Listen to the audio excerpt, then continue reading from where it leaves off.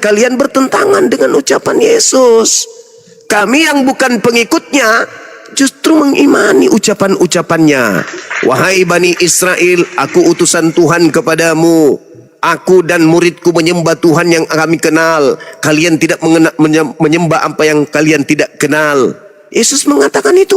Aku diutus hanya kepada domba yang sesat dari umat Israel. Kami percaya itu. Kok kalian justru nggak percaya? Yang mana sebenarnya pengikut Yesus ini? Umat Islam atau Kristen sih? Oke bang, udah Iya, semua. silakan, Oke. silakan. Kita kan sama-sama orang Sulawesi. Iya, bagus lah gue. Jadi ngomongnya santai aja bang. Iya, saya sangat santai nih. Kalau saya nggak santai ini menyala ini asap. Ini api. Iya. Oke, hanya saya memberikan statement. Saya akan Iya, turunnya. Saya nggak ahli dalam berdiskusi ya. Saya nggak ahli dalam berapologet. Jadi kalau mau cari orang Kristen, cari yang lebih bisa yang jago lah dalam berbicara gitu ya. Saya kurang mampu gitu ya, hanya menyampaikan setengah-setengah gitu ya. Hanya saya memberikan statement saya bahwa saya tidak mampu mengkamp nama Tuhan, maksudnya membungkus Tuhan, membungkus pengakuan Tuhan, membungkus begitu kuasanya Tuhan ya. Kalau saya tetap percaya bahwa Yesus yang esa bisa Tuhan yang esa bisa menjadi pribadi. Itulah hebatnya Tuhan kami. Jadi saya percaya bahwa Tuhan itu maha kuasa bisa menjadi 3 pribadi. Itulah saya percayai. Kalau Bang Suma tidak percaya itu tidak masalah karena memang perbedaan dasarnya gitu. Tapi kalau kita melihat bahwa memang Yesus itu bisa mengampuni dosa tanpa ada rasa bersalah, dia itu membuktikan bahwa dia adalah satu-satunya yang bisa mengampuni dosa orang tanpa orang itu bersalah kepadanya gitu. Jadi dikatakan bahwa memang ada yang memang kurang dipahami, yang tidak dipahami oleh manusia ya. Jadi kalau saya melihat Yesus itu sebagai Tuhan, mengapa? Saya menaklukkan diri saya kepada Tuhan. Mengapa? Karena dia mengatakan bahwa dia adalah jalan kebenaran dan hidup. Lalu ketika dia Tuhan Yesus bangkit itu, banyak orang yang menyembah dia. Di dalam kisah para rasul itu, mereka tunduk lalu Tuhan Yesus naik ke surga berlutut. Lalu ketika Tuhan Yesus ada di ruang ruang maksudnya tempat pencurahan Roh Kudus itu ya, di mana itu saya lupa ayatnya. Jadi mereka secara tiba-tiba di situ mereka mengaku sebagai yang disembah gitu. Itu yang saya pahami. Jadi kalau Bang Sumat mau diskusi sama orang yang lebih jago gitu ya, kan saya kurang berpengetahuan, saya kurang bisa berkata-kata gitu ya. Saya mau turun ini karena memang pemahaman saya berbeda. Saya tetap percaya meskipun saya dihujat, saya tetap percaya Tuhan Yesus sebagai juru selamat saya. Karena saya mengakui bahwa saya adalah manusia berdosa dan Tuhan Yesus itu untuk datang ke dalam dunia untuk menebus saya gitu. Jadi saya tetap meskipun saya dihujat, meskipun itu tidak masalah ya. Yang komentar juga nggak apa-apa karena memang iman saya itu tidak bisa dipaksakan. Saya percaya iman saya itu tetap percaya kepada Tuhan Yesus. Maksudnya saya tidak bisa pindah-pindah gitu karena itu yang saya yakini gitu. Jadi mau cari yang lebih pintar gitu. Silakan. Siap, saudara. Jadi gini, sebenarnya bukan silakan. Ini sebenarnya bukan masalah pintar atau cerdas. Titik tumpunya itu adalah kelihayan kemudian untuk menipu diri sendiri. Jadi orang Kristen itu bukan cerdas ataupun pintar atau tidak cerdas, bukan. Bagaimana mereka kemudian pintar menipu diri. Sama seperti saudara kita ini Bang Is. Anda mengatakan banyak orang yang menyembah Yesus. Silakan Anda jadi pengikut orang-orang yang menyembah Yesus, silakan. Tapi Yesusnya sendiri gimana? Banyak orang Bang yang menyembah Yesus. Ya udah ikutlah sama orang itu. Tapi Yesus mengatakan dalam Yohanes 10 nomor 27, Aku mengenal pengikutku, mereka mendengarkan suaraku dan mengikuti aku. Yesus ini mau diikuti. Yesus ini menyembah atau disembah sih Yesus ini? Yesusnya ini menyembah atau dia minta disembah? Yesus menyembah, Yohanes 4 nomor 22. Aku dan muridku menyembah Tuhan yang aku kenal. Kalian menyembah apa yang tidak kalian kenal. Sekarang kalau Anda mengatakan dia adalah jalan, apa jalan yang ditunjukkan oleh Yesus? Menyembah dirinya kah? Atau menyembah yang mengutus dirinya? Jalan yang ditunjukkan adalah menyembah yang mengutusnya, bukan menyembah dirinya. Itu jalan yang ditunjukkan. Maka Yesus berkata kepada murid-muridnya, waspadalah kepada penyesat yang datang kepadamu dengan memakai namaku dan berkata, akulah Kristus, dia akan menyesatkan banyak orang. Jadi Anda sedang memadukan antara Kristus yang menyesatkan orang dengan Yesus yang adalah anak Maria, Nabi Rasul untuk Bani Israel. Kalau saudara saya mengatakan biar bagaimanapun saya tetap menyembah Yesus, silakan. Silakan. Tapi pertanyaannya, apakah itu sudah mengikuti Yesus dengan menyembah Yesus? Tidak.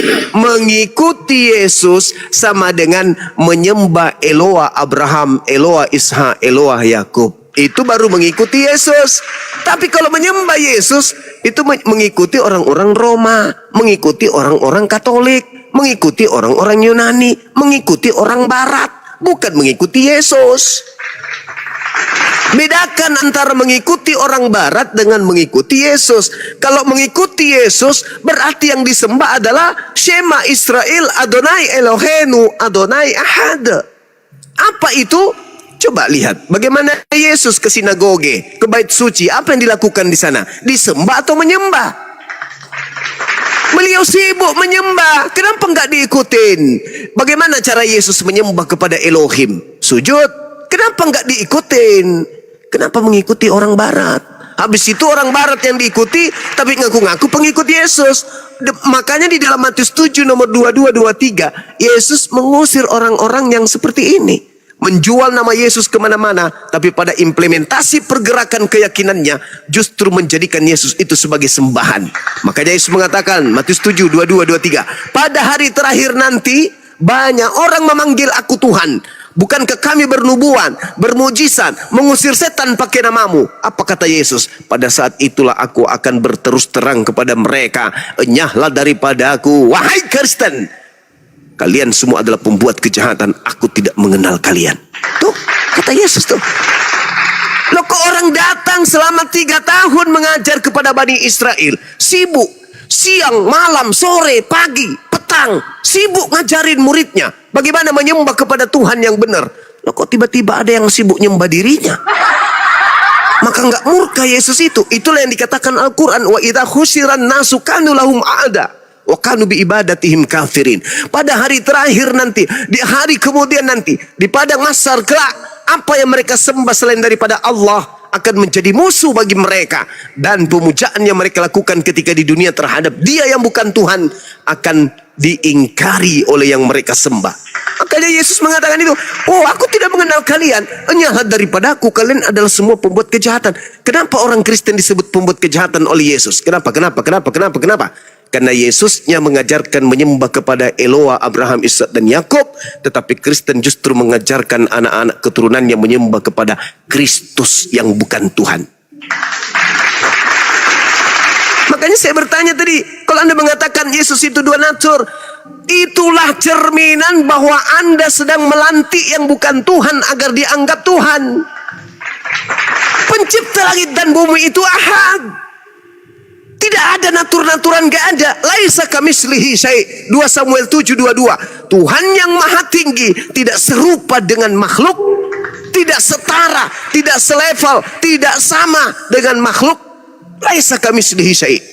Makanya Yesus berkata, Bapa yang mengutus aku, kamu tidak pernah mendengarkan suaranya, kamu tidak pernah melihatnya, kau tidak pernah melihat wujudnya, kau tidak pernah melihat wajahnya, suaranya pun tidak pernah kau dengar.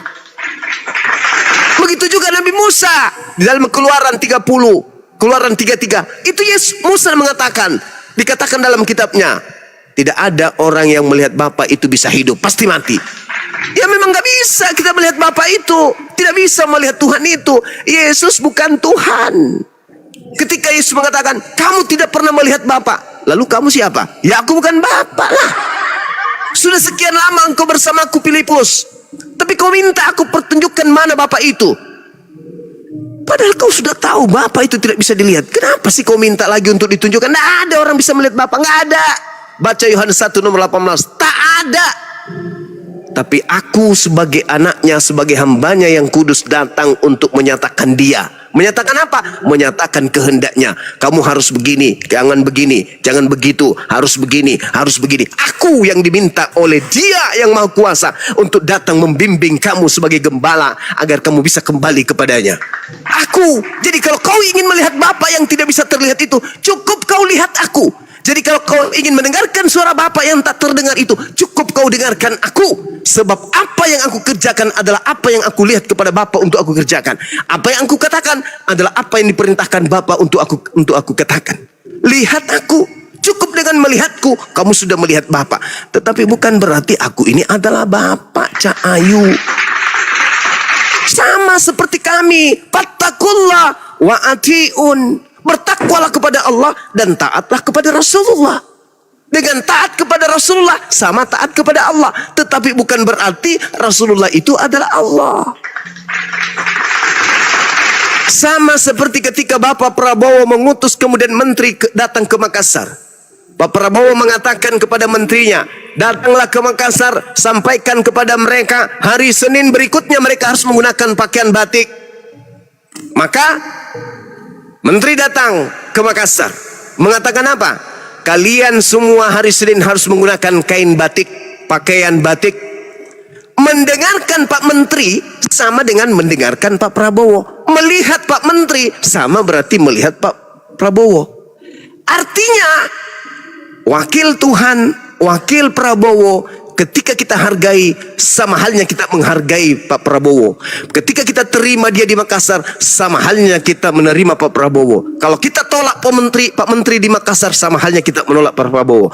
Menolak Yesus sama halnya menolak Tuhan. Menerima Yesus sama dengan menerima Tuhan. Tetapi bukan berarti Yesus yang manusia itu adalah Tuhan. Begitu polanya dalam beragama. Tinggalkan ajaran pagan itu. Yesus sekalipun naik ke gunung yang paling tinggi, lalu kemudian berkata, wahai seluruh isi bumi, ya paman, aku ini adalah Tuhan, tidak ada Tuhan selain aku. minum. Ini Yesus minum. Dengarkan, saya ulang lagi. Dengarkanlah wahai kalian. Aku ini adalah Tuhan, tiada Tuhan selain aku. Akulah yang menciptakan langit dan bumi. Minum dulu Pak Yesus, minum lagi. Dia di situ menandakan bahwa dia makhluk, dia manusia, dia butuh air, dia butuh minum, butuh tidur, butuh makanan, butuh tempat tidur, butuh pakaian. Menandakan bahwa dia manusia. Lantas kenapa dia mengatakan seperti itu? Saudara, dia wakil Tuhan. Dia utusan Tuhan turun ke bumi melalui perantaraan seorang wanita bernama Maryam, lahir tanpa ayah. Untuk apa? Untuk menyampaikan firman Tuhan ke tengah-tengah Bani Israel. Tapi jangan kemudian kau lantik dia setara dengan yang mengutusnya. Jangan. Yesus sudah mengatakan, Yohanes 17 nomor 3, hidup kekal itu sama dengan ente pada harus mengenal dua hakikat, dua sosok. Yang pertama hakikat pencipta langit dan bumi, satu-satunya Tuhan yang benar. Dan yang kedua, mengenal utusannya Yesus.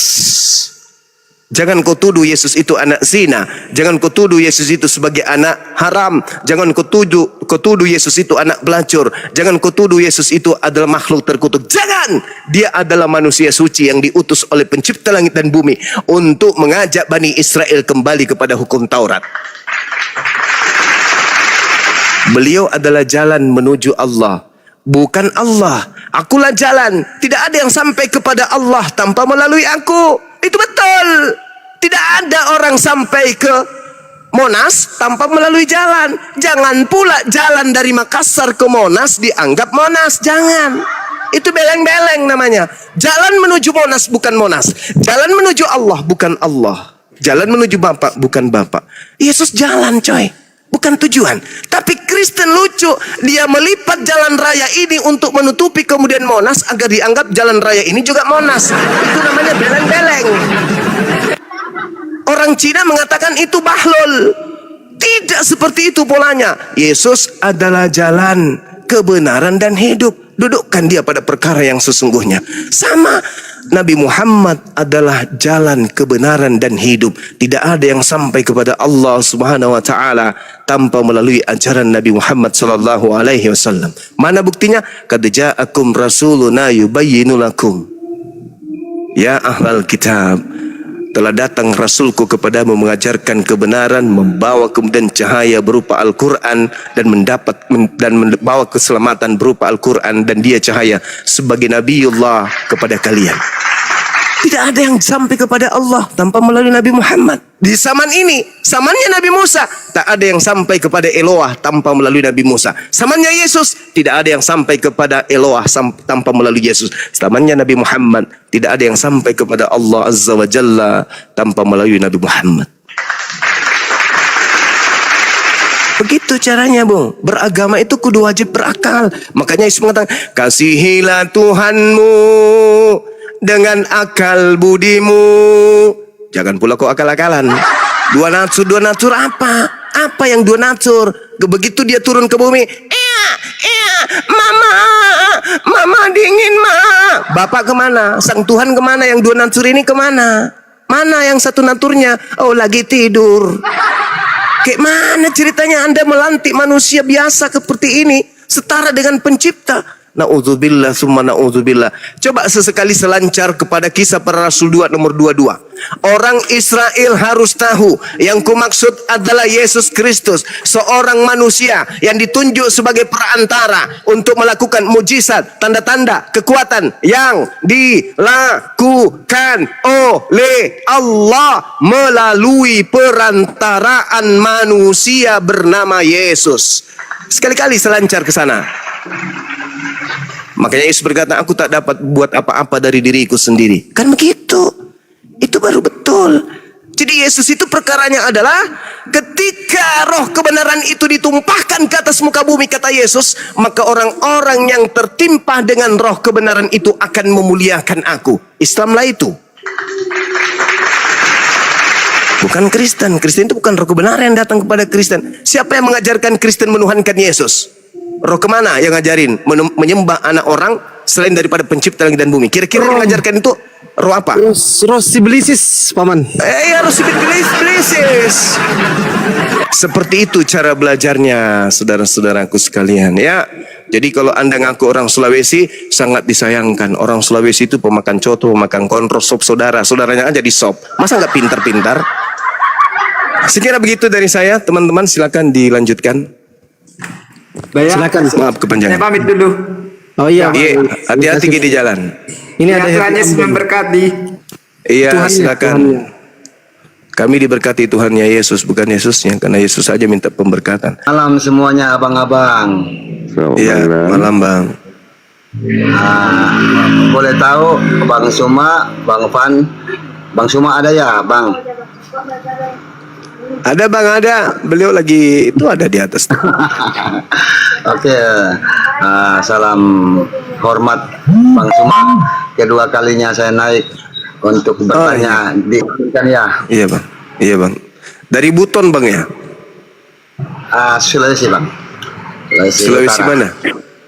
Sulawesi Utara, Bang. Utara. Wah, Manado ya. Lanjut Bang Andi. Ya. Jadi dulu saya naik, saya terharu. Anda menjawab dengan sangat luar biasa. Kali ini juga rupanya saya minta izin untuk bertanya ya Bang ya. Dan saya biasanya kalau saya bertanya itu saya tidak menanggapi karena saya suka belajar gitu. Dan Dari sekte mana sebelumnya Bang ini? Ya. Dari sekte mana Bang? Kalau boleh dikata saya Katolik? memahami Kristen, tapi saya tidak tahu mau mengelompokkan diri saya itu kemana, tidak tahu ya. Waduh. Jadi ya berdasarkan ilmu atau pengetahuan saya Bang. Siap. Saya malah tertarik Tapi dalam lintas agama. Pak Andika, tapi Pak Andika pegang denominasi mana Bang?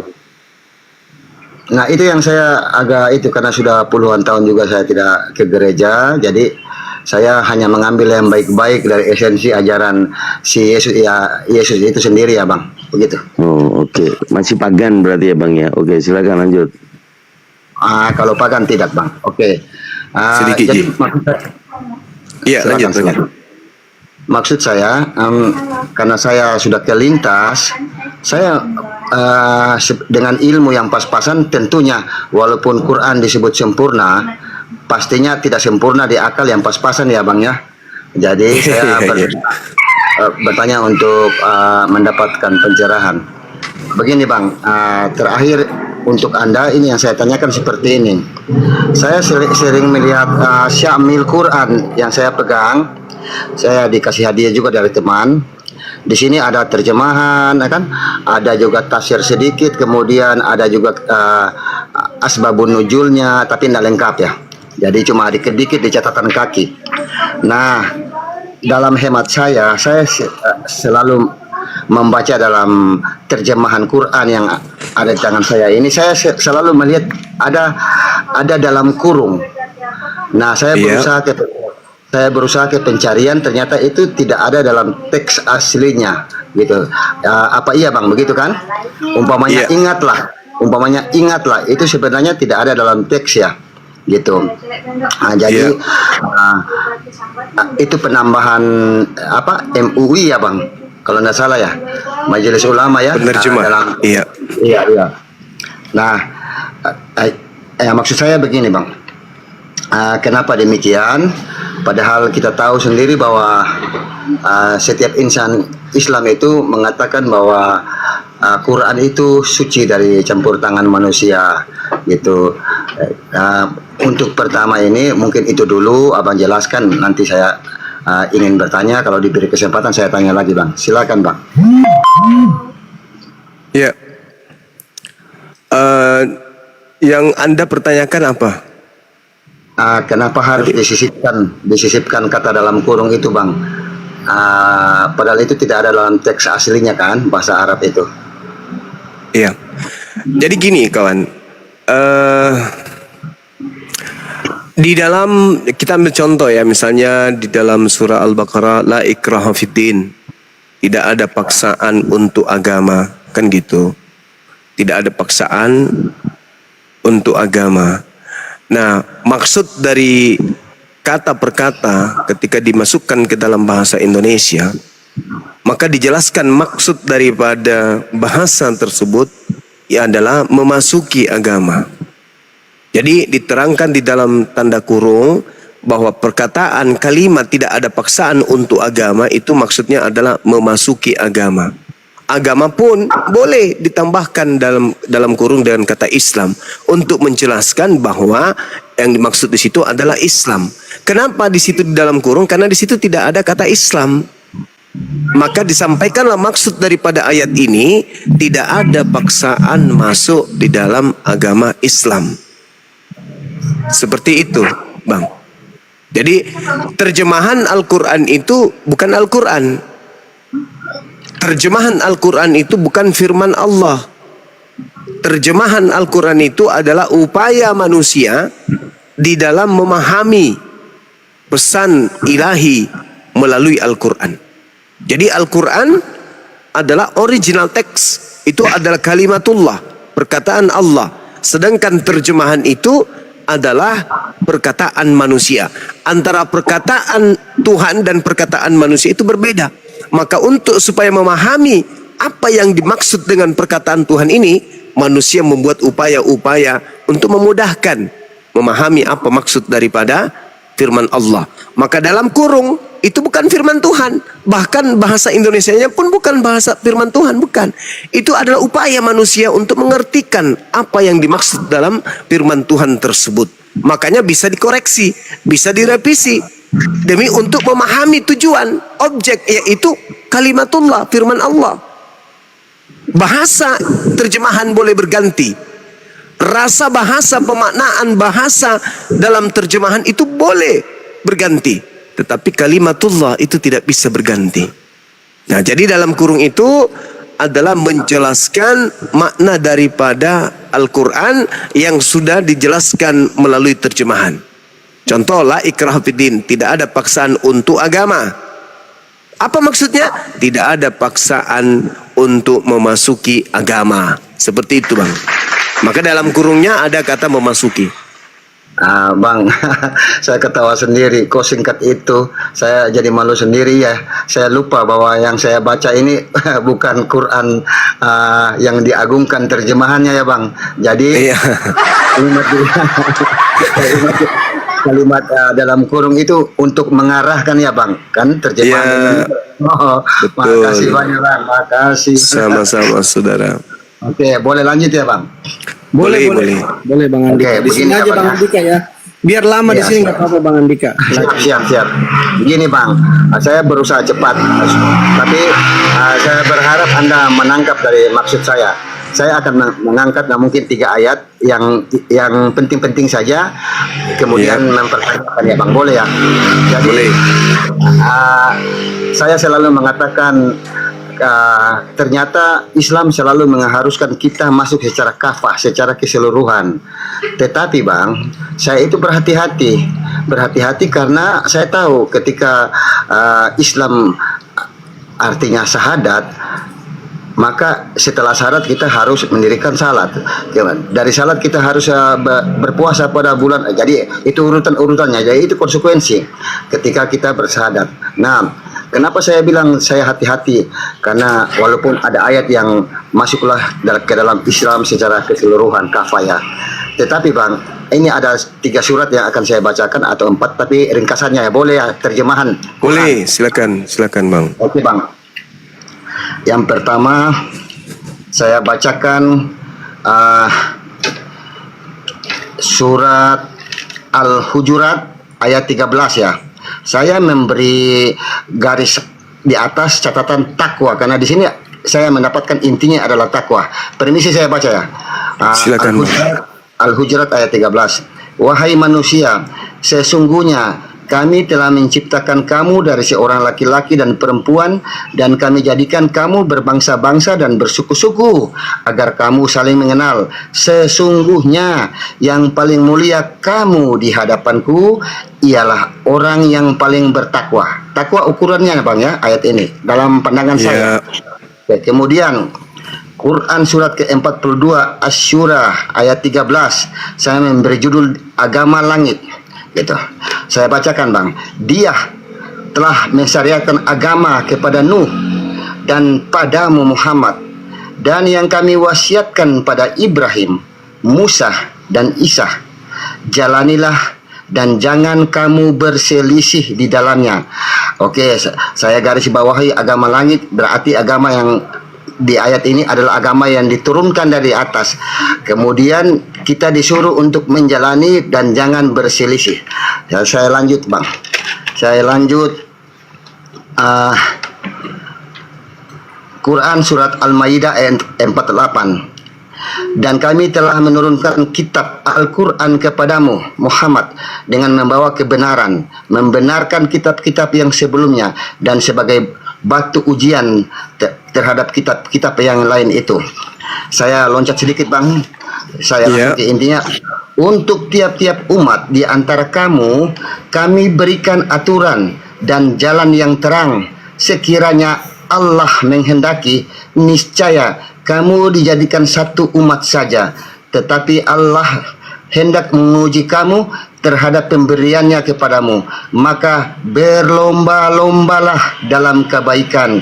Hanya kepada Allah lah kamu kembali semua, lalu diberitahukannya kepadamu apa yang telah kamu perselisihkan. Oke Bang, saya lanjut dikit lagi. Kemudian ketiga ayat ini menggambarkan kepada saya dengan ilmu saya yang terbatas bahwa agama pertama ukurannya takwa, kemudian diberikan agama untuk dijalani, jangan berselisih. Kemudian ayat yang terakhir tadi bahwa sebenarnya kita sudah diberikan sesuai dengan nabi-nabi yang kita ikuti. Kemudian yang paling penting menurut saya dalam Quran sendiri itu tidak ada seorang pun yang setara dengan dia. Ini tentang kebesaran Sang Tuhan, Bang. Jadi kemudian salah satu dosa yang tidak terampunkan yang saya garis bawahi dalam Islam adalah syirik.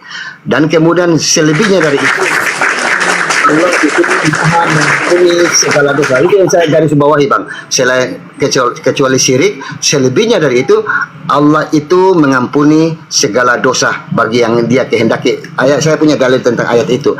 Jadi di samping ayat-ayat yang saya bacakan tadi, saya mengatakan saya tidak akan segera mungkin, karena ayat-ayat yang saya bacakan itu berpesan kepada saya bahwa agama itu dijalani ukuran adalah takwa dan kemudian yang lain, Bang. Dosa syirik, asal awas jangan ada dosa syirik.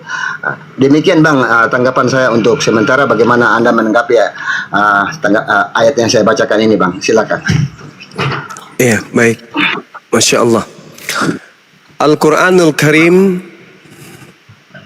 menjelaskan, A'udzubillahi minasyaitonirrajim.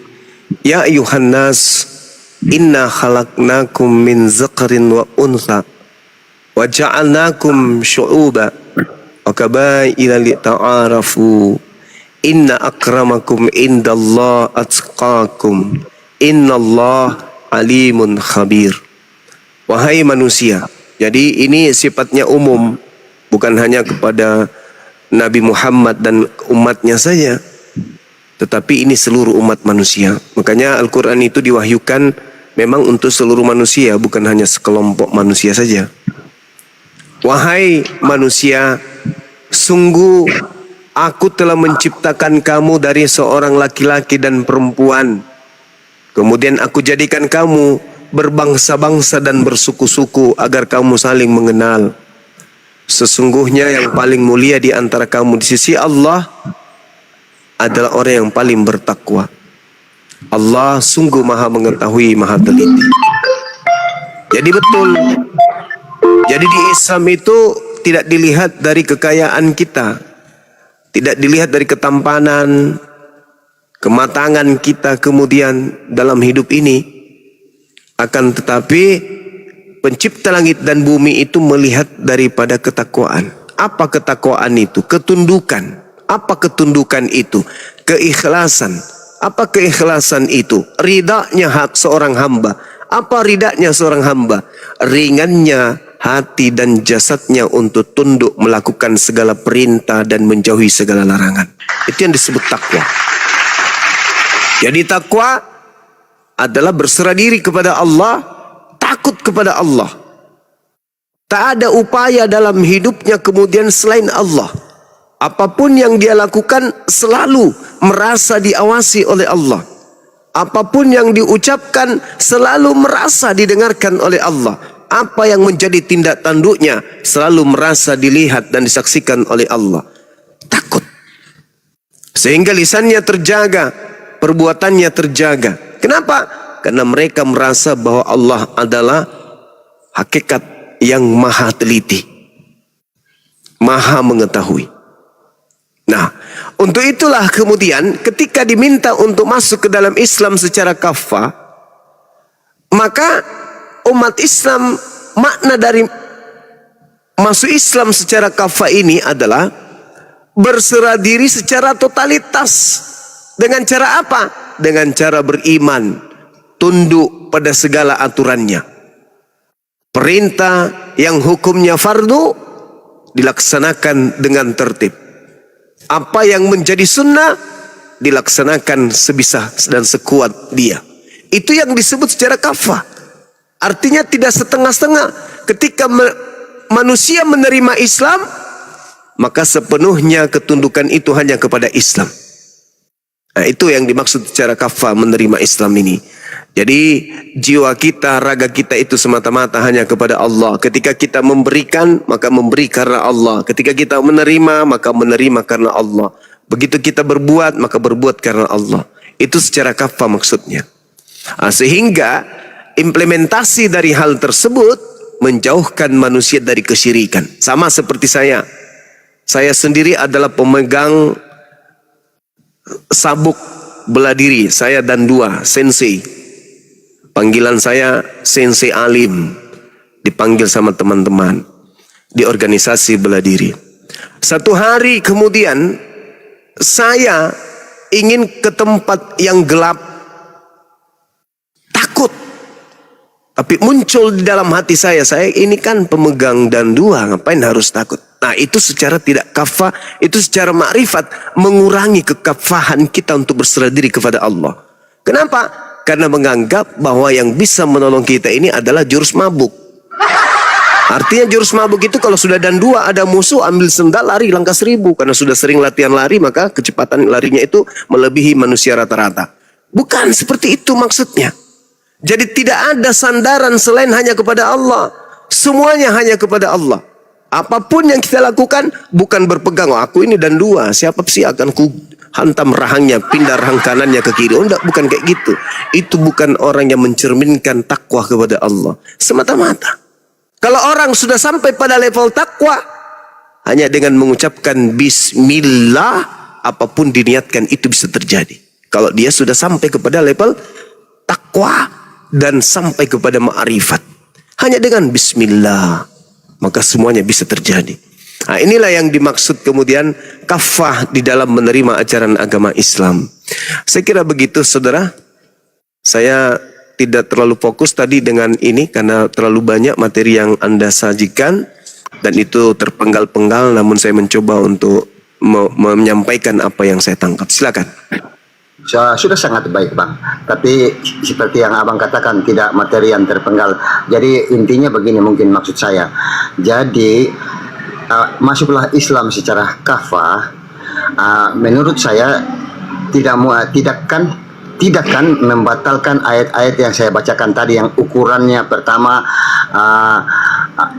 artinya tidak membatalkan saya harus masuk Islam secara kafah. Kenapa? Karena ayat yang tadi saya bacakan bahwa ukuran kita di hadapan Sang Tuhan nanti adalah takwa. Kemudian agama langit tadi adalah pesan langit tentang telah diberikan agama kepada Nuh, kepada Muhammad, kepada Ibrahim, Musa dan Isa. Nah, jalanilah agama itu dan jangan kamu berselisihnya di dalamnya. Dari ayat-ayat ini saya menangkap pesan bahwa saya tidak harus masuk Islam atau tidak harus terburu-buru kalau menuju ke ayat kafah, karena masuk secara kafah tidak juga akan membatalkan ayat-ayat ini tentang agama sudah diberikan kepada Isa, saya pengikut Yesus umpamanya ya, kepada monoteis, kepada Musa orang Yahudi, kan semuanya dari langit. Yang penting saya tahu bahwa dalam Islam itu yang tidak terampunkan adalah dosa syirik.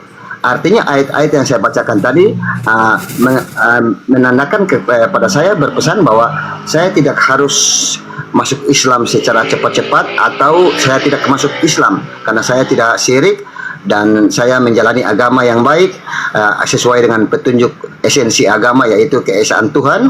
Kemudian saya mengartikan begini Bang, persoalan Tuhan dalam pandangan saya yang pas-pasan ini, bahwa menurut saya bukan persoalan kita mengenal Dia dengan sebaik-baiknya, tapi bagaimana kita melakukan perintah-perintahnya Bang.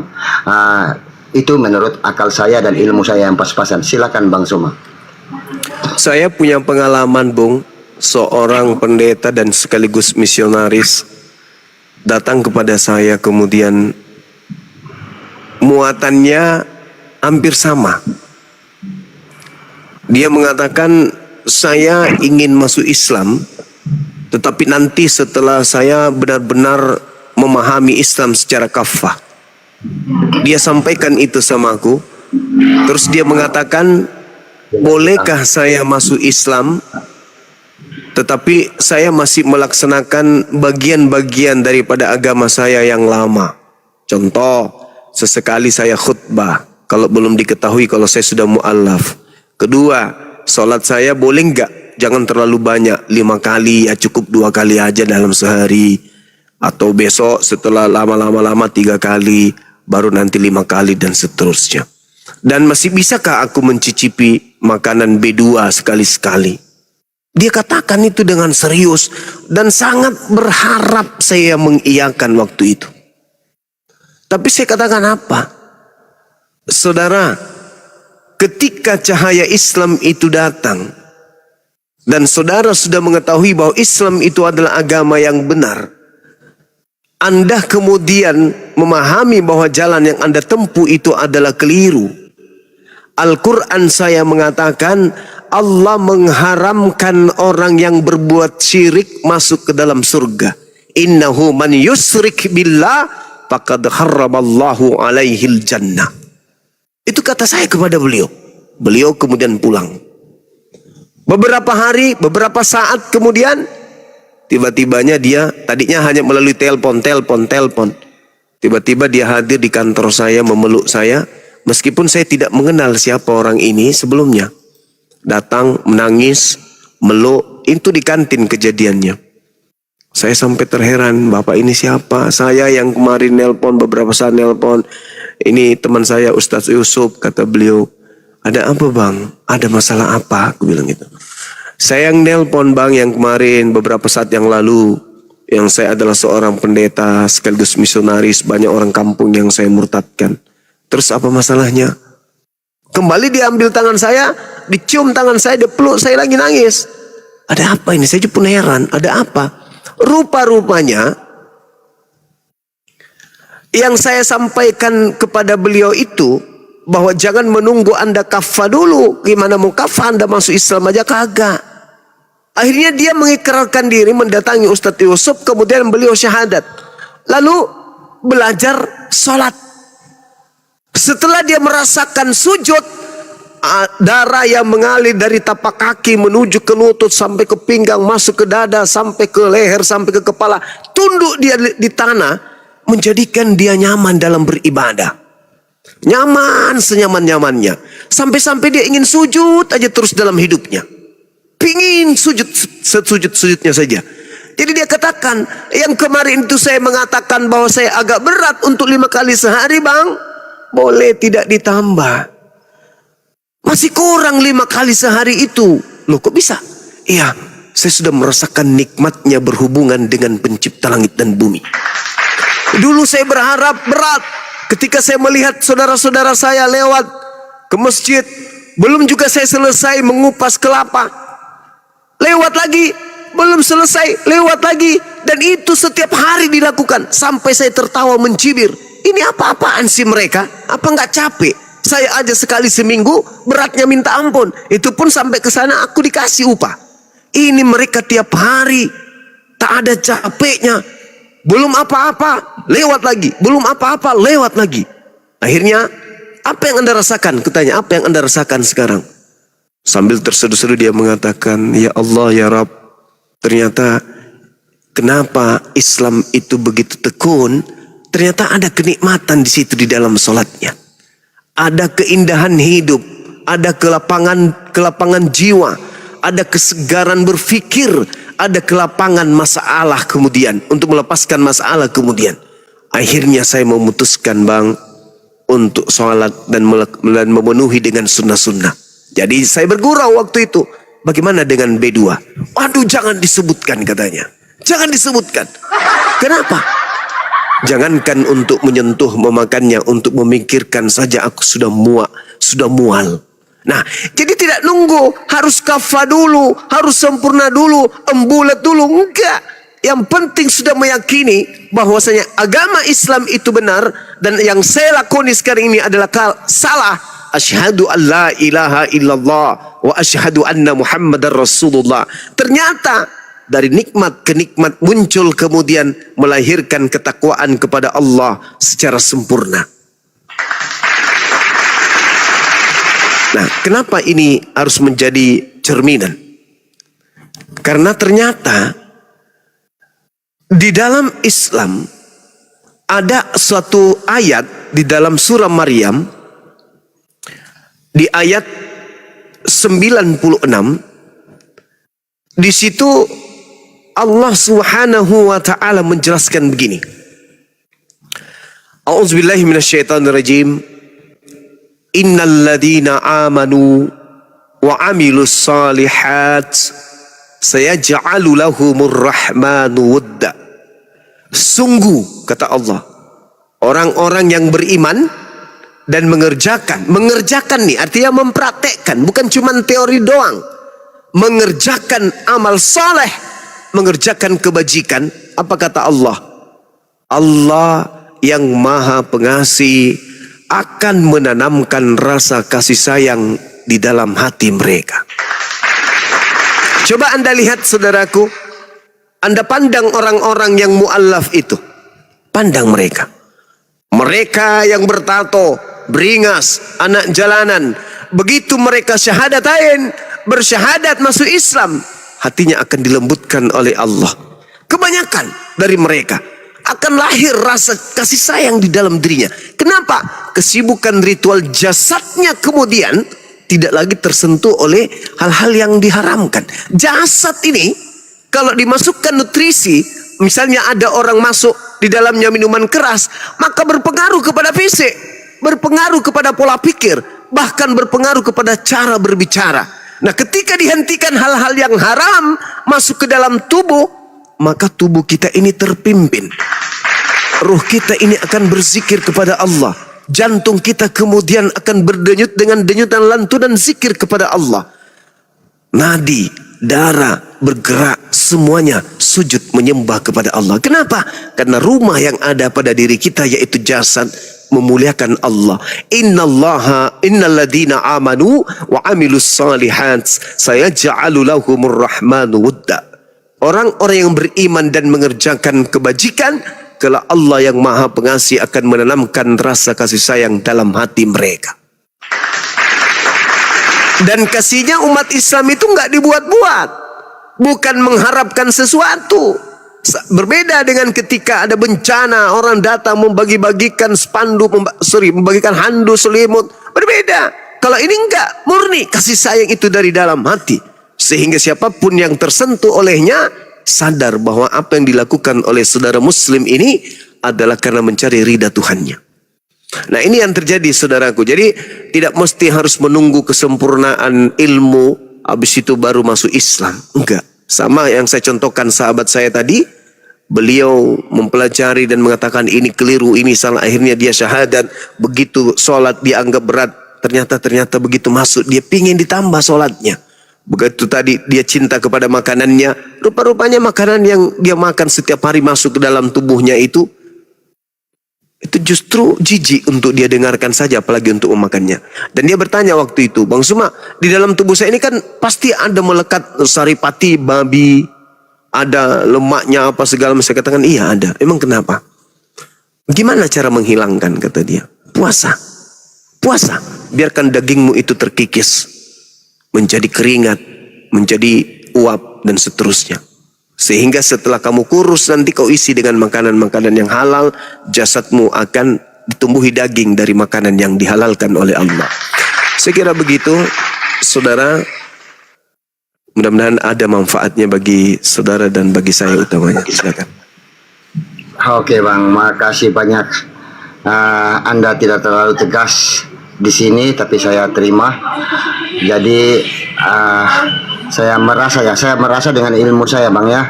Jadi oke lah, ketika saya melihat atau mempelajari Quran, kemudian apa itu Islam, dan ternyata kalau batin saya mengatakan yes, ini luar biasa, membenarkan, kemudian meluruskan, tetapi dan kemudian jiwa saya mengakui ya ini aturan, ibarat aturan ini aturan yang terakhir. Ibarat kalau Nabi penutup Nabi ya, baginda Nabi. Kemudian Quran sebagai penutup kitab. Saya imani karena saya mendapatkan hal-hal yang memuaskan jiwa di situ. Tetapi kemudian karena duniaku, maka tentunya yang saya garis bawahi tadi, saya tidak merasa bercepat karena ayat-ayat Quran saya terjemahkan tidak harus bercepat ya, bahwa agama itu dijalani. Yang penting saya mengakui bahwa Islam itu agama yang terakhir. Kemudian saya membatasi diri untuk contohnya sunat, kemudian tidak menyentuh lagi makanan haram. Kemudian saya tahu apa yang paling dilarang dalam Quran, dalam Islam, yaitu syirik. Saya tidak lagi menyamakan sang ilahi itu dengan apapun juga, karena dia ehad, dia esa ya. Ya itu Bang maksud saya. Jadi kemudian masih banyak lagi Bang yang saya catat di sini, bahwa Quran membenarkan kitab dan agama-agama sebelumnya. Tetapi alangkah baiknya kalau kita secara keseluruhan masuk ke dalam Islam. Jadi ketika jiwa saya mengakui bahwa Islam adalah agama yang benar dan saya mengakui bahwa Muhammad adalah utusannya, tapi saya masih dengan duniaku memaksa saya untuk tetap bertahan dulu. Itu yang saya minta ketegasan. Tapi sebenarnya Anda telah membawakan sinyal bahwa Anda tidak mengatakan bahwa ayat itu harus gugur dengan sendirinya. Kalau mengacu pada ayat harus secara keseluruhan. Jadi makasih Bang. Jadi saya masih memandang demikian. Terus yang terakhir nih Bang, saya belajar lintas ini tentang Islam. Ada beberapa ayat yang turun kepada baginda Nabi yang ketika beliau mengetahuinya, beliau sangat bahagia karena saya lihat catatan kaki menerangkan ayat itu. Kenapa beliau bahagia? Ternyata beliau tahu bahwa bagiku hanya menyampaikan gitu. Padahal kan kita tahu baginda dengan kekuatan pasukannya, dengan derajatnya sebagai panglima perang, kan beliau bisa menekan.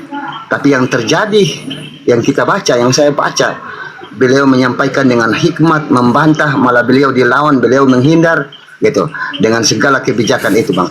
Jadi di sini makanya saya selalu melihat Komal, saya merasa bahwa banyak orang Islam itu yang tidak paham dengan Islam itu sendiri. Yang saya maksud tidak paham itu tidak paham dengan Quran gitu. Karena contohnya begini, kalian orang Kristen ya, kalian itu adalah masuk neraka. Nah saya cari dalilnya, apakah iya Quran mengiyakan kalau seorang muslim mengatakan demikian kepada orang lain? Ternyata tidak Bang. Karena apa? Karena takdir akhir itu hanyalah Allah yang tahu. Saya bawakan Quran surat Al-Qasas ayat 56 dalam terjemahan. Sesungguhnya kamu tidak akan dapat memberi petunjuk kepada siapa yang kamu cintai, tetapi Allah memberi petunjuk kepada siapa yang Dia kehendaki. Hemat saya, seorang muslim itu harus berhati-hati ketika dia menjustik orang yang beragama lain, karena takdir akhir hanyalah milik Tuhan. Begitu Bang, silakan. Iya. Jadi di dalam Al-Quran itu tidak hanya berlandaskan satu dalil saja lantas kita mengambil kesimpulan. Memang Al-Quran sudah menggariskan innal ladzina kafaru min ahlil kitabi wal musyrikina fi nari jahannam. Orang-orang kafir itu masuk ke dalam neraka, mereka kekal di dalamnya. Sedangkan Al-Quran menjelaskan bahwa orang-orang beriman itu berperang di jalan Allah. Dan orang-orang kafir itu berperang di jalan tagut. Perintah Al-Quran, faqatilu awliya asyaitan. Perangilah saudara-saudara syaitan. Maka dari implementasi tadi tentang Islam, memang tak ada paksaan. Tetapi Islam harus menyatakan yang hak adalah hak, yang batil adalah batil. Jadi kalau tagut, mereka kemudian berjuang di jalan tagut, artinya memerangi kebenaran dengan konsep yang mereka buat sendiri, tidak berlandaskan kepada firman Tuhan. Lalu kemudian kita tidak boleh mengkafirkan orang kafir.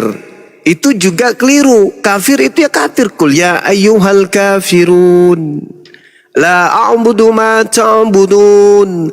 Akan tetapi kita tidak boleh mencap bahwa orang ini pasti mati dalam keadaan kafir. Gak boleh. Karena sangat boleh jadi besok hari beliau menjadi umat baginda Rasul Muhammad sallallahu alaihi wasallam. Maka karena itulah dakwah harus disampaikan, dakwah harus berkesinambungan. Tablik ini harus terus dilanjutkan. Debat antar agama, diskusi antar agama, sharing antar agama harus selalu dilanjutkan. Kenapa? Demi untuk menolong orang-orang yang kemungkinan bisa mendapatkan pencerahan. Ya kalau misalnya orang kafir begitu kafir tetap adalah neraka, tidak perlu kita berdakwah. Berarti kalau kafir tetap masuk surga, itu menandakan bahwa Islam pun akan masuk ke dalam surga. Kalau mereka masuk neraka, kita masuk surga. Tidak begitu. Bisa jadi orang yang beriman hari ini bisa kufur di kemudian hari.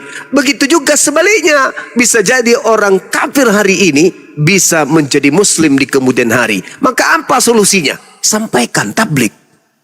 Ajak orang-orang itu menjadi baik. Sampaikan Islam ini dengan cara yang baik, dengan cara yang hikmah. Nah, kenapa? Karena Nabi Muhammad itu juga keras. Nabi Muhammad itu keras kepada orang-orang kafir. Orang-orang kafir yang dimaksud di sini adalah yang memerangi Islam. Tapi Nabi Muhammad berkasih sayang kepada sesama orang-orang muslim. Kenapa? Supaya muslim ini memahami bahwa Islam itu adalah kasih sayang. Seperti itu kawan. Nah, kalau Anda mengatakan saya tadi tidak tegas, saya mengatakan kepada saudara, ketika kita sudah masuk di dalam Islam, memang kita harus kafah. Harus. Nggak bisa tidak. Karena kalau kita tidak kafah, berarti kita tidak maksimal di dalam beribadah. Makanya diperintahkan berlomba-lomba, memperbanyak amal baik. Kita harus berlomba-lomba menuju kepada kebaikan. Di Islam itu, ya semua harus ibadah, semua ibadah. Makanya saya katakan tadi, di Islam ketika dia bertakwa, maka sepenuhnya hanya karena Allah, bukan karena yang lain. Seperti itu saudara. Maksud saya jangan kafah dulu. Kan ada orang tuh mau masuk Islam tapi dipelajari semuanya dulu. Dia pelajari dari luar, dipelajari ini. Nah tiba-tiba ajalnya tiba, itu bahaya tuh. Jadi maksud saya, seibarat Islam itu adalah yayasan atau sekolah atau kampus, daftar dulu jadi mahasiswa. Begitu antum saudara masuk ke dalam sebagai mahasiswa, mau nilai Anda error, mau apapun itu, yang pasti identitas Anda sudah mahasiswa dari universitas tersebut. Kalau Anda belajar tok di luar, belajar, pintar ente, tapi tidak terdaftar sebagai mahasiswa di dalam, buat apa? Tidak dapat ijazah, tidak dapat IP dan seterusnya, tidak ada titel dan seterusnya. Bisa jadi begitu Anda sudah merasa sempurna, baru mau daftar pengumuman di depan kampus. Usia diterima maksimal 13 tahun. Ente sudah 67 tahun, nggak bisa menjadi satpam universitas saya, kagak. Alias kalau sudah malaikat maut datang, tak ada waktu lagi. Maka karena itu, kalau memang mau kafah, masuk Islam dulu, nanti setelah di dalam baru kemudian belajar sedikit demi sedikit. Ingat, sahabat-sahabat Rasulullah memeluk ajaran agama Islam, ditatar, digembleng, diospek oleh Rasulullah selama 13 tahun hanya untuk mengenal Allah saja. Ini sudah Islam mereka, 13 tahun digembleng untuk memperdalam akidah. Jadi masuk dulu, jadi penganut Nabi Muhammad dulu, di dalam baru semangat untuk belajar, menjadi umat Islam yang kafah. Itu intinya. Karena kenapa? Kalau ada orang masih menyembah kepada selain daripada Allah, sehebat apapun ilmunya, sepaham apapun dia tentang kebenaran, kalau masih menyembah selain daripada Allah, maka dia syirik. Satu dosa yang tidak akan diampuni oleh Allah adalah mati dalam keadaan syirik. Yang lain masih diampuni oleh Allah. Meski masih dicuci oleh neraka, minimal orang itu akan mencicipi surga. Tapi kalau dia mati dalam keadaan menyembah selain daripada Allah, kekal di neraka jahanam. Nah, ini kekal ini yang bahaya. Kalau cuman sementara, meskipun neraka itu, tapi bukan kata meskipun, hanya saja neraka itu siksaan yang paling ringannya itu ngeri juga.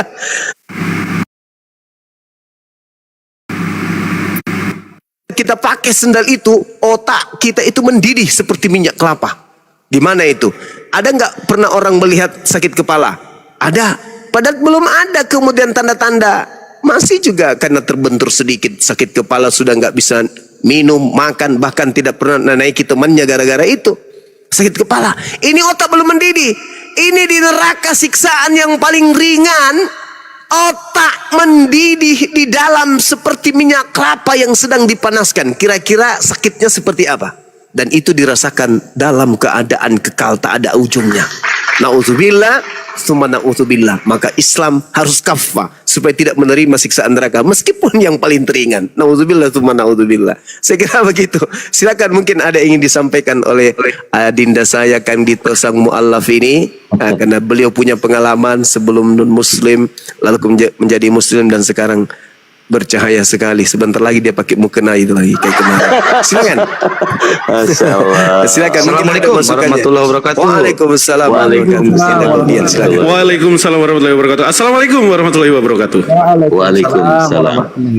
Sedikit saya untuk Pak Andika. Pak Andika, kalau sudah membaca terjemahan Al-Quran, bagi orang yang sudah mendapatkan kebenaran tentang Islam, Surah Ali Imran ayat 83 sampai dengan 85.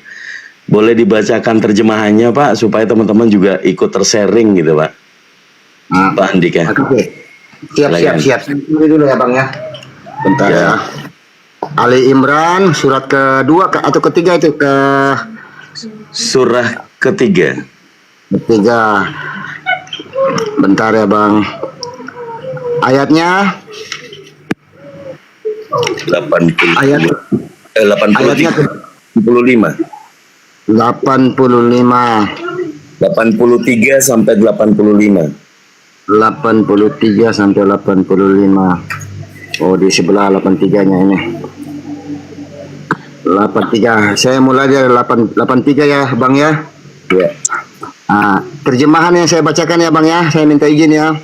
terjemahan. Oh, 82. 83-nya di mana ya? 84. Dasar oten ini Bang. Kok di sudut ini saya tidak dapat 83. Oh, yang dapat ya. Oke, saya baca bismillah ya, terjemahannya. Maka mengapa mereka mencari agama yang lain selain agama Allah, padahal apa yang di langit dan di bumi berserah diri kepadanya. 83. Katakanlah, kami beriman kepada Allah dan kepada apa yang diturunkan kepada kami dan yang diturunkan kepada Ibrahim, Ismail, Ishak, Yakub dan anak cucunya, dan apa yang diberikan kepada Musa, Isa dan para nabi dari Tuhan mereka. Kami tidak membeda-bedakan seorang pun di antara mereka, dan hanya kepadanya lah kami berserah diri. Dan barang siapa mencari agama selain Islam, dia tidak akan diterima, dan di akhirat dia termasuk orang yang merugi. Lanjut Bang. Maha benar Allah dengan segala firman-Nya. Kalau kami orang-orang Islam membaca di situ bahwa kebenaran tentang Islam. Saya lupa itu Bang Zuma izin yang tentang masuklah Islam baik dengan pelan-pelan maupun Kang Dito, suaranya kecil Kang Dito. Cek. Aduh, maaf suara saya ketekan. Biasa sudah jam tidur.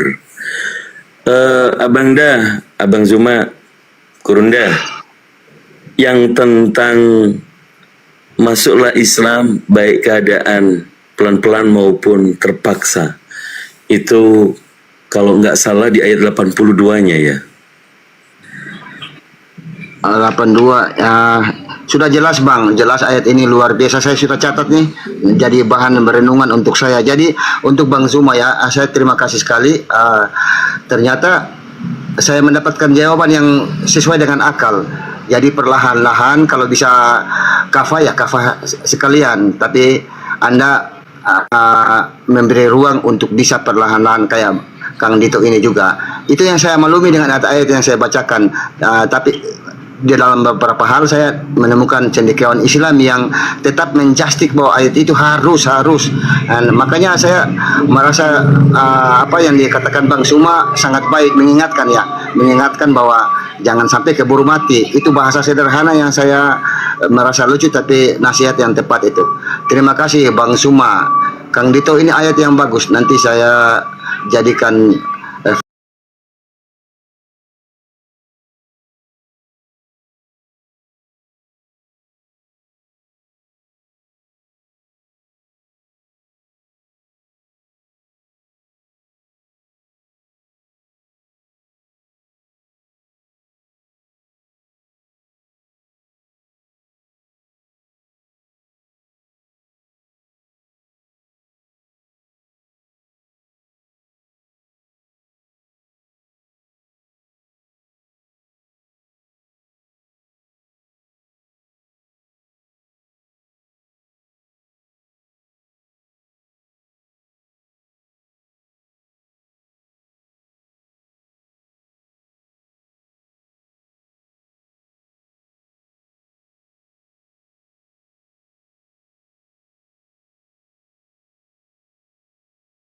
yang tanda-tanda sudah diberikan hidayah, membaca Al-Quran sebagai petunjuk, sebagai cahaya kebenaran dalam beragama, tadi sudah jelas. Kalau satu ayat yang harus saya sampaikan, kullu nafsin dha'iqatul maut, segala sesuatu yang bernyawa pasti akan mati. Sesuatu yang pasti itu pastinya mati. Tidak bisa diundur, tidak bisa dilama-lamain. Mumpung nyawa masih melekat di dalam jasad, kebenaran sudah datang, hidayah itu sudah ada, tinggal dijemput. Tapi kembali lagi, agama Islam la ikraha fiddin, tapi dijelaskan di dalam surah Ali Imran ayat 82, kalau sudah meyakini agama Islam itu sudah benar, maka terimalah, baik perlahan-lahan maupun dalam keadaan terpaksa. Karena kalau sudah menemukan kebenaran yang hak, pasti hak. Yang batil, pasti batil. Orang Islam tidak mungkin dan tidak boleh mencampurkan yang hak dan yang batil. Jadi Pak Andika, saya rasa karena kita sudah dewasa semua ya, kita berbicara tentang lintas agama, pastinya agama yang kita bicarakan. Sesuatu yang pasti, setelah pasti itu datang, maka buktinya adalah setelah kita benar-benar sudah melepas dari roh kita masing-masing, dan itulah kebenaran sesungguhnya. Sehingga kalau dikatakan banyak orang yang meninggal dunia, apa sih keinginan mereka? Kalau yang kafir sudah pasti akan menemukan jawabannya. Kalau yang muslim, insya Allah semuanya ada dalil di dalam Al-Quran maupun di hadis. Kebenaran mana lagi ini yang mau dihindari, kan gitu. Semua kebenaran bukan berarti kebetulan, itu yang tepat. Suatu yang kebetulan itu ada yang merencanakan, yang disebut dengan rukun iman yang ke-5. Percaya kepada qadha dan qadar. Jadi kita berkumpul di sini bukan karena kebetulan, karena ada yang mengatur. Bagian daripada perjalanan hidayah, kita menyampaikan dakwah kebenaran Islam. Bang Andika yang sedang mencari, mencoba membentulkan, mau mencoba untuk menolak, namanya kebenaran, sudah pasti sudah disimpan di dalam akal dan di hatinya. Saya rasa itu dari saya, Gurunda, Bang Zuma, atau dari saudara-saudara yang lain mau nambahin. Wallahu ta'ala mubissawab. Oke Bang ya. Jadi Bang Suma luar biasa. Anda juga saya berterima kasih, kasih ayat yang cukup bagus, Ali Imran 83 sampai 87. Nanti saya mau baca dari 80 atau keseluruhan. Agak menarik kenapa saya bisa lolos dari ayat-ayat tersebut. Oke Bang, jadi Kang Dito ya, baik ya. Sebenarnya saya punya satu pertanyaan, karena saya baca tipping di bawah bahwa banyak yang kangen kalau Bang Suma ini gas loh. Dan saya punya pertanyaan untuk bisa Bang Suma jadikan menjawab dengan cara gas gitu. Tapi karena Bang Suma mungkin sudah istirahat, saya kalau diizinkan saya bertanya saja ke Kang Dito atau abang-abang yang lain untuk menjawabnya kalau diizinkan Bang. Silakan Pak Andika, silakan. Oke Bang. Jadi ini tentang saya cuman melihat TikTok ya Bang ya. Tapi saya perlu mencatatnya karena menurut saya, Bang Andika, musik-musik itu jangan ada dulu Bang, karena banyak yang live YouTube teman-teman. Kalau bisa menghindar dulu dari suara musik itu. Izin ya Bang Andika. Iya anak saya. Oke Bang, saya lanjut ya. Ini bukan dari saya, tapi ketika saya ikuti, bisa sih pakai akal gitu, bisa mengiyakan. Tapi saya tahu saya harus menanyakan yang lebih hak dalam hal ini, ya cendekiawan atau anda-anda ini. Gini loh Bang, Quran surat Maryam ayat 17 ya. Saya membacakannya dalam terjemahan. Lalu dia memasang tabir yang melindunginya dari mereka. Lalu kami mengutus roh kami Jibril kepadanya, maka dia menampakkan diri di hadapannya dalam bentuk manusia yang sempurna. Tadi saya bacakan dalam kurung juga saya bacakan nih Bang. Andai kata saya tak bacakan yang dalam kurung, maka bunyinya jadi begini. Lalu dia memasang tabir dari mereka, lalu kami mengutus roh kami kepadanya, maka dia menampakkan diri di hadapannya dalam bentuk manusia yang sempurna. Nah, dalam narasi TikTok ini, akun ini, dia tidak membaca dalam kurungnya karena dia sepakat katanya itu penambahan, gitu. Jadi ketika dalam kurung ini kita tidak baca, kita lihat statement kalimat terakhir, maka dia menampakkan diri di hadapannya dalam bentuk manusia yang sempurna. Kemudian dia mengangkat tentang rohana, gitu. Rohana itu yang menjadi manusia.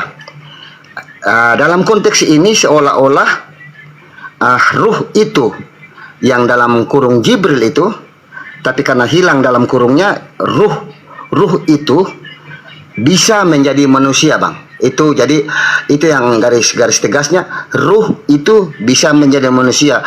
Bagaimana Abang Kang Dito dan lain-lain untuk menanggapi ayat tersebut? Dipersilakan, Bang. Saya mute.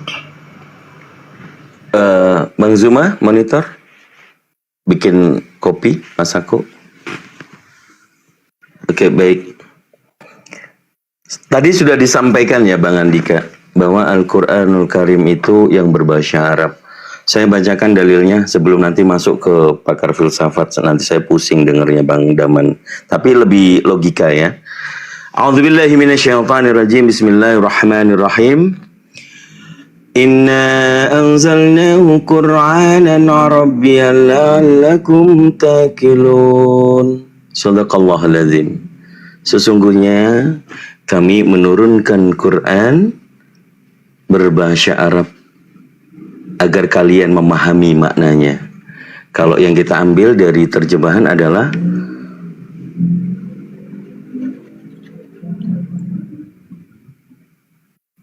untuk memahami maknanya. Al-Quran yang bahasa Arab. Tadi sudah dijelaskan sama Bang Zuma bahwa Al-Quran itu bukan terjemahan. Saya sering menarasikan ini, bahkan di bio saya ayat itu nempel di dalam bio profile saya untuk memberikan pemahaman teman-teman Kristen yang beranggapan bahwa terjemahan itu Al-Quran. Jadi kalau Al-Quran bukan terjemahan, maka jelas terjaga sampai saat ini, otentik. Allah yang menurunkan dan Allah pula yang menjaganya. Sehingga tidak ada umat Islam sesama Muslim bergesekan untuk berselisih faham tentang ayat itu. Karena bacaan Al-Quran adalah mukjizat terbesar Nabi Muhammad. Kalau Pak Andika berkutat di dalam terjemahan, mari kita diskusi tentang terjemahan. Tapi apakah itu terjemahan maknanya sudah pas? Kami orang Islam memahami ada 350 tafsir, Pak. Tafsir Jalalain, tafsir Muyasyar, tafsir Ibnu Katsir, dan selanjutnya. Jadi kalau pemahaman terjemahan, maka kurang bil hikmah. Tapi bacaan Al-Quran dijanjikan adalah satu huruf bernilai 10 pahala kebaikan. Jadi kalau Anda pusing karena mencari maknanya, coba cari referensi yang lain. Coba baca tafsir Ibnu Katsir, tafsir Jalalain. Pasti berbeda. Dan memang dalam kurung itu adalah penekanan. Bagaimana umat Islam mengerti tujuan ayat itu tidak letterlek dengan translation. Itu dimaknainya adalah Ruhullah. Itu malaikat Jibril. Baca yang 18-nya, 19-nya. Maka akan ketemu, oh malaikat Jibril yang bertemu dengan Bunda Maryam. Memberitahukan bahwa akan mengandung seorang anak yang penciptaannya seperti penciptaan Nabi Adam alaihissalam, menggunakan kalimat kun fayakun, jadi maka jadilah. Yang sering teman-teman Kristen mengartikan firman menjadi manusia tanpa bisa menjelaskan firman itu perkataan apa, dan itu tidak pernah terjawab. Kalau di Islam Al-Quran itu Masya Allah, apa isi daripada firman itu? Kun fayakun, jadi maka jadilah. Itu dari saya, Pak Andika, mudah-mudahan dapat dipahami. Assalamualaikum warahmatullahi ta'ala wabarakatuh. Waalaikumsalam warahmatullahi wabarakatuh. Oke, sekarang kita pakai kepala nih.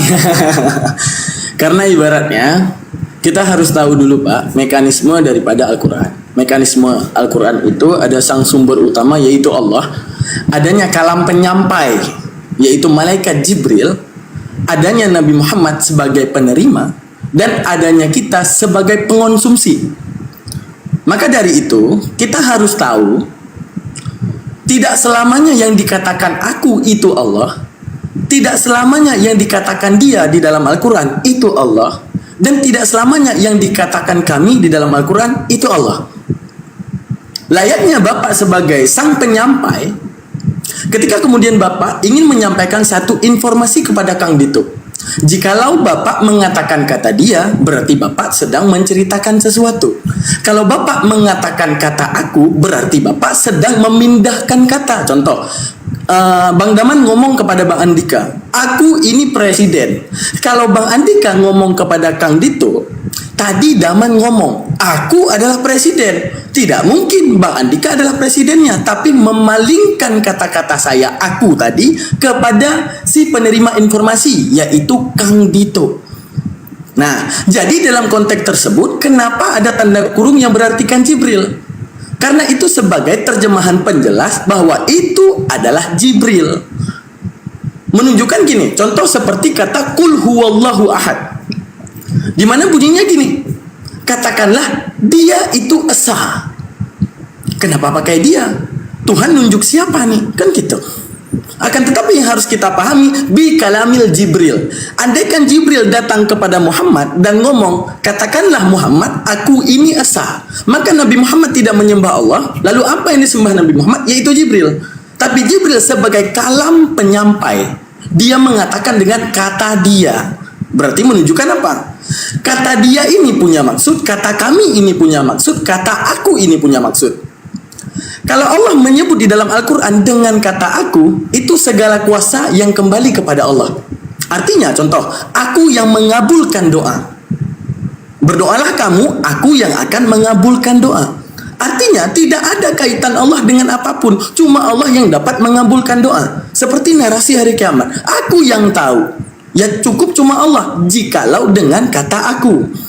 Tapi kalau menggunakan kata kami, itu muqayyadah. Apa itu muqayyadah? Berketerikatan dengan makhluknya. Artinya Allah dan kuasanya. Bagaimana itu contoh? Kami menurunkan Al-Quran. Itu muqayyadah antara Allah, Jibril, Nabi Muhammad, dan kita semua yang menerima Al-Quran.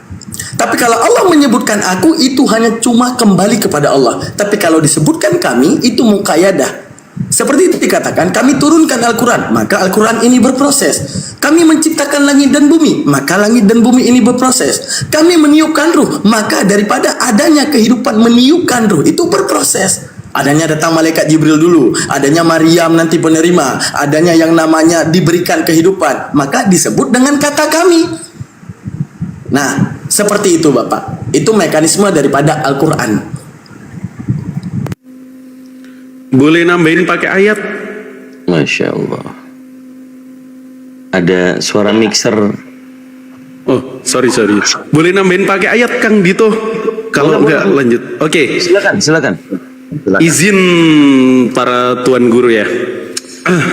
Jadi biar teman-teman paham, yuk kita pakai datanya teman-teman.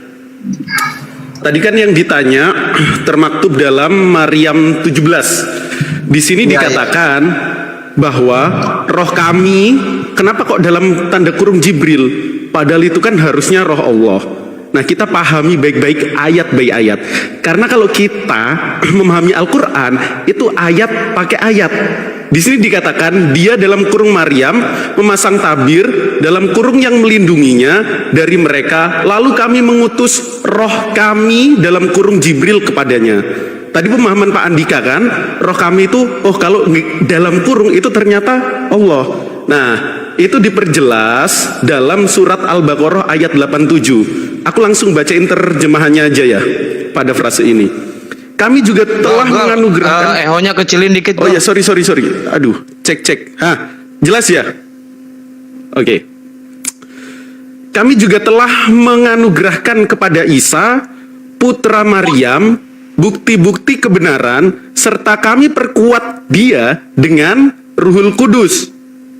Yang mana dimaksud dalam Maryam 17, roh kami itu adalah Ruhul Kudus. Ini masih besarkah ekonya, Akang?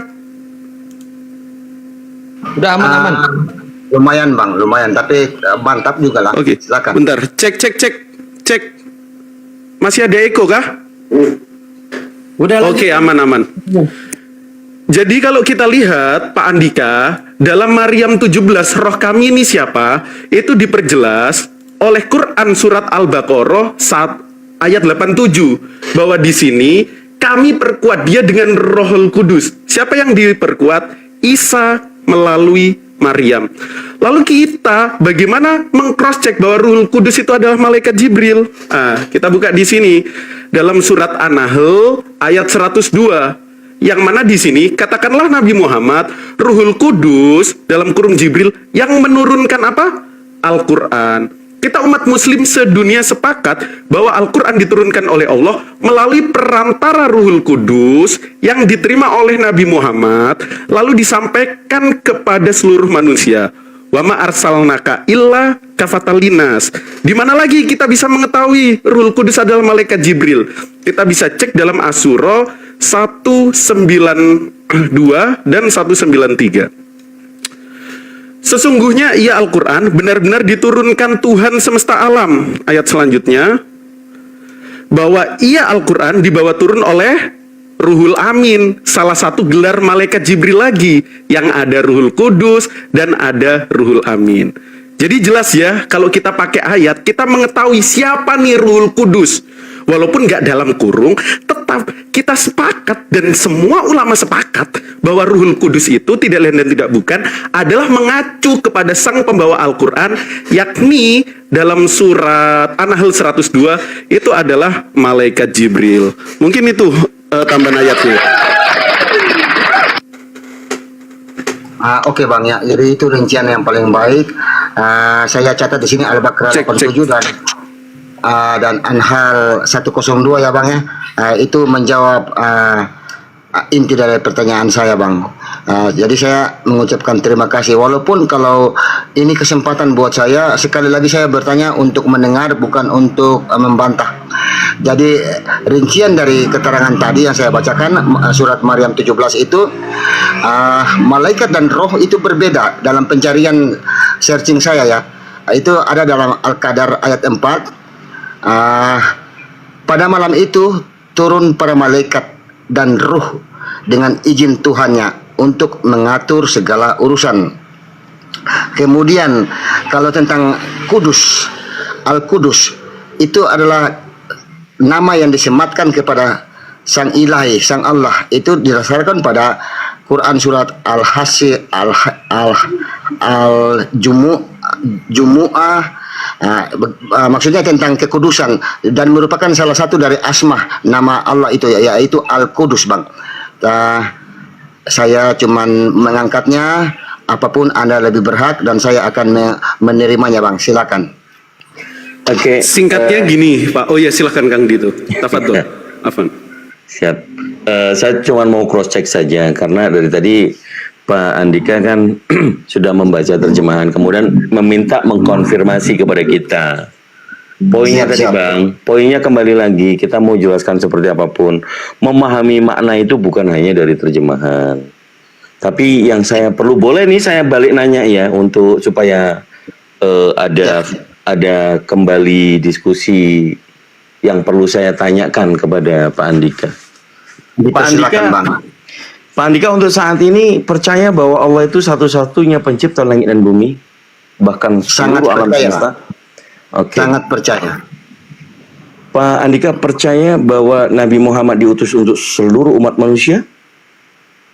Ketika melihat Quran saya sangat percaya, malahan yakin bang. Oke. Apakah Pak Andika percaya Al-Quran itu dari Allah dan diberikan kepada Nabi Muhammad sebagai petunjuk umat manusia? 99,9% percaya bang. Namun akal mengatakan seperti yang saya tanyakan ini untuk mendapatkan angka 100% bang. Baik.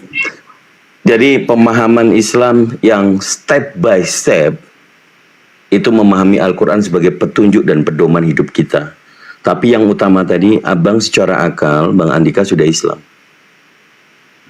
Makasih bang, makasih. Secara akal sudah Islam, apakah sudah siap untuk mengikrarkan? Iya bang, saya dalam perjalanan akal untuk mencapai angka 100 bang. Tetapi kalau hal yang menurut abang tidak bisa langsung dibagi, saya percaya bahwa saya dibekali Al-Baqarah ayat 87, surat Anhal juga 102 tadi. Cuma kenapa saya tanyakan, karena pasti Anda sendiri percaya bahwa iman Kristen menganggap bahwa Ruhullah atau Ruh Kudus itu adalah milik Sang Tuhan, gitu bang. Makanya di sini saya ingin menyempurnakan akal saya bang. Tetapi kembalinya ke Anda juga. Oke, Pak Andika titip satu lagi ayat Pak Andika, Al-Fatir 37, dibuka Al-Fatir 37. Al-Fatir 37 ya bang. Makasih bang ya. Ya. Tapi sebenarnya Pak Andika, Coba dibacakan dulu. oh iya, lanjut. Oh iya, aku mau nyampein sedikit. Sebenarnya juga di Bible itu roh itu ciptaan loh Pak Andika. Jangan salah loh. Oh iya Bang Gol. Jadi saya melihat Bible tadi, iya ciptaan. Nah makanya kalau bisa bagaimana ciptaan bang, sedangkan itu tidak terlihat ya? Atau bagaimana? Saya kurang paham juga. Saya cuma akal saya mengatakan bagaimana ciptaan sedangkan bisa tidak terlihat ya bang ya? Atau dipersilakan Bang Gol. Itu tadi mungkin dibaca dari Bang Daman dulu, habis ini saya siapkan datanya. Surat berapa Bang Daman? Al-Fatir 37, itu peringatan dan nasihat bagi orang yang belum beriman. Oh ya, Al-Fatir 37. Bang, Al-Fatirnya surat keberapa ya? Supaya cepat. Coba ya, saya lihat dulu ya. Ya, kalau ada di situ aja Bang. Enggak, ayo udah saya bacakan bolehlah. Siap. 37.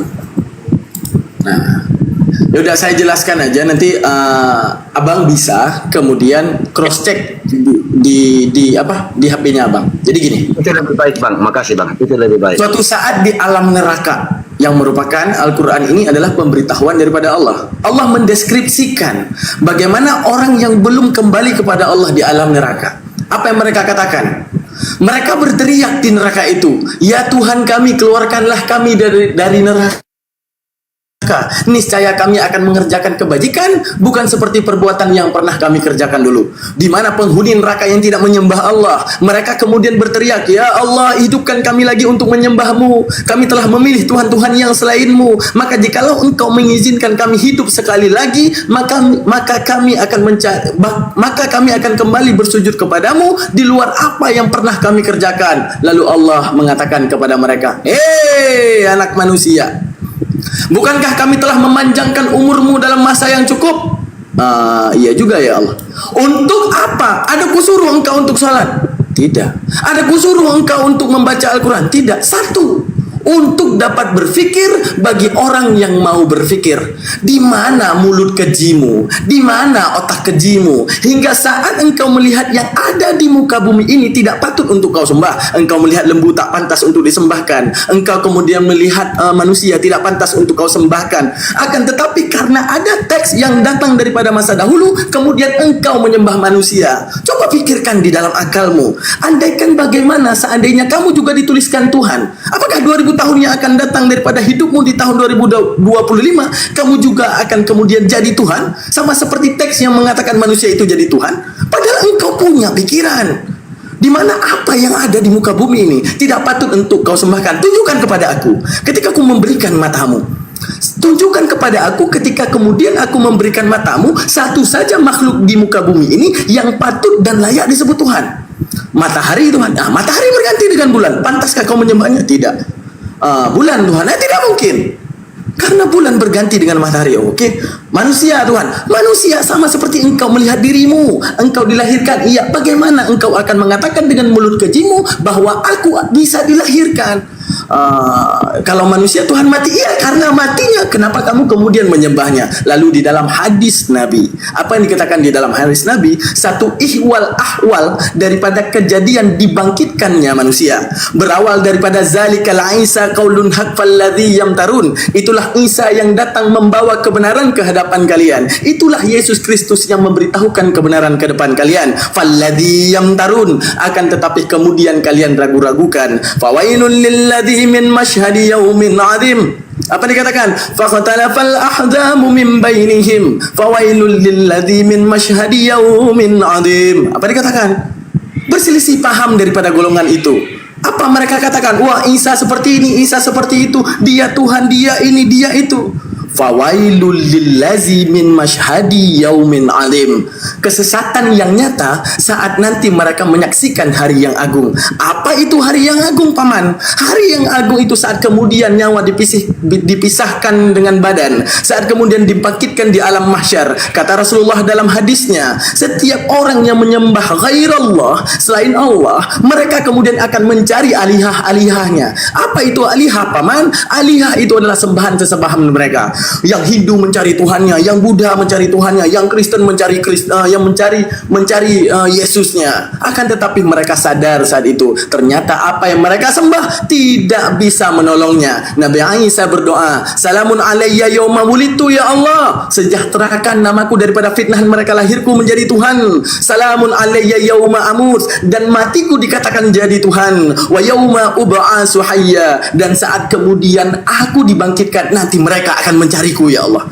Mereka akan datang karena mereka menuhankanku ya Allah. Mereka datang, wahai Yesus, terimalah kami sebagai kami menerima engkau sebagai juru selamat, selamatkanlah kami. Matius 7:22 mengatakan, maka pada waktu itu aku akan berterus terang kepadamu.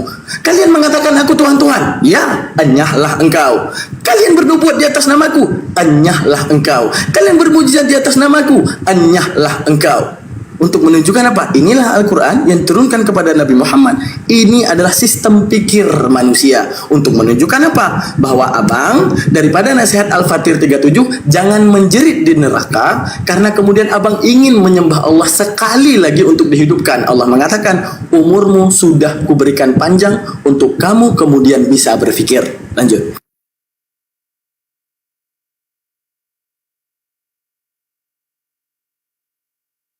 Abang-abang luar biasa, tegas, berapi-api, tapi punya kesan yang sangat dalam. Saya mungkin cuma bisa mengucapkan terima kasih itu bang, tegas dan berdalil, itu yang saya maksud bang. Jadi terima kasih sudah kasih waktu untuk saya untuk bertanya dan sudah menjawab. Sekali lagi saya mengucapkan terima kasih bang. Andaikan Anda berkenan ini yang terakhir, ini ringan saja, mungkin cuman pendapat menurut akal ya bang ya. Kalau ada dalilnya kan lumayan. Kalau saya dipersilakan ini yang terakhir bang, minta izin ya, boleh ya? Silakan. Gini bang, dalam lintas agama saya, dalam pencarian saya tentang agama yang benar, saya cukup lama melihat Quran dalam terjemahan. Tapi dengan demikian pun saya sudah tanya kepada cendekiawan bahwa ayat-ayat Quran itu 90% mukamat, jelas dan nyata yang tidak perlu tafsir berlebihan gitu. Tetapi saya tahu bahwa sebaiknya saya mendapatkan panduan juga. Makanya saya naik dan selalu bertanya kepada orang yang lebih hak bang. Tentang ini bang, menurut Anda, saya mendapatkan, jadi dasarnya karena saya cukup paham Quran dalam terjemahan ya. Jadi saya tahu siapa Isa di sana, siapa Siti Maryam di sana. Dan kedua orang yang saya sebut tadi adalah orang-orang yang disucikan dalam Quran. Di antara tiga sosok dalam Quran itu, dua di antaranya Siti Maryam, ibundanya Isa. Itu adalah orang-orang yang disucikan. Namun saya mendapatkan, saya mohon maaf, dalam komal-komal ini ada juga orang-orang yang sudah jelas mengklaim dirinya beragama. Makanya dalam hati saya, orang ini kurang paham tentang Quran itu sendiri, yang mengklaim dirinya sebagai orang Islam. Contohnya kayak dia memasang topik dalam komal bang, atau dia berucap seperti ini. Saya sudah mendapatkannya berkali-kali, dan saya pinjam bahasa Islam, saya istighfar, malah merintih hati saya ketika memahami Quran dengan baik, dan saya mendapatkan orang-orang yang tidak memahami Quran. Apakah Anda setuju saya katakan tidak memahami Quran? Karena statement seperti ini, Umpamanya dalam narasinya dia membawakan bahwa Bunda Maryam, dia versi Kristen kan, versi Bible, Bunda Maryam itu berselingkuh dengan tentara Romawi. Nah, di situ saya istighfar ya Bang. Saya lihat orang ini tidak memahami Quran. Kemudian Isa, Yesus dikata-katai atau dipasang topik yang tidak senonoh. Umpamanya kalau Yesus dianggap terkutuk, mungkin menurut akal iya. Tapi kalau Yesus terkutuk, kalau dipasang di topik, saya meyakini bahwa Yesus Kristus itu adalah sosok yang sama dengan Isa putra Maryam yang disucikan, saya maksud tadi. Apakah layak statement itu lahir dari seseorang yang mengaku dia Muslim? Silakan abang-abangku. Ya, sebelumnya kita sapa dulu Bang Handi. Assalamualaikum. Bang Handi. Assalamualaikum warahmatullahi taala wabarakatuh, Paman Hande. Masya Allah. Waalaikumsalam warahmatullahi wabarakatuh. Masya Allah. Sini aja dulu. Iya, kita coba monitor lagi ya, Gurunda, Bang Zuma. Bang Zuma monitor. Golian ada suara listriknya, Golian coba dicek dulu. Oh iya, sorry Kang Dito. Lanjut. Saya mute. Oke, baik. Pemahaman kristologi saya perlu jawab, sampaikan izin ya, Bang Handi, Bro Daman, dan Golian, serta Gurunda yang saya hormati. Di ilmu kristologi, Bang, tidak semua orang itu memahami. Kristologi ini kan tentang Kristus atau Yesus sentris. Kalau kita melihat bahwa ternyata Yesus sendiri mengatakan akan ada Yesus yang lain. Matius 24 nomor yang keempat dan kelima. Di situ Yesus sendiri yang berkata, waspadalah, akan datang penyesat menggunakan namaku dan mengaku aku Kristus. Ini kalau oknum yang tadi disebutkan sama Pak Andika, ya kalau menyebutkan seperti itu, apa narasi polemiknya? Karena diskusi lintas agama itu yang pastinya suatu materi strategi untuk bernarasi, ya. Kalau kita di sini sebagai pelaku debater, kami off-kan dulu hati kami. Kami main logika, akal ditunjang dengan data. Tapi semua yang di sini, apakah kita bersinggungan di sosial bermasyarakat dengan teman-teman Kristen yang bukan penghujat? Kita satu NKRI, ya enggak Bang Andika? Jadi kita masih berpelukan, kita masih menjaga kerukunan umat beragama, sosial bermasyarakat. Jadi kalau melihat oknum, debater yang menista, kami tidak setuju. Satu visi dan misi kami, Bang Zuma sebagai ketua pembina kami, mengajarkan kepada kami bahwa dalam bernarasi tidak ada penistaan, apalagi sampai menginjak Bible. Justru kami sendiri yang nanti akan dikutuk. Nah, kalau Yayasan Apologet Islam Indonesia, Pak Andika bisa melihat bagaimana kapabilitas, bagaimana keilmuan masing-masing debater di bawah binaan ketua pembina Bang Zuma, maka Anda merasakan sendiri. Anda sopan, kami segan. Anda barbar, kami bisa beberapa kali barbar gitu loh. Dan ingat semuanya adalah dialektika. Terutama kami semua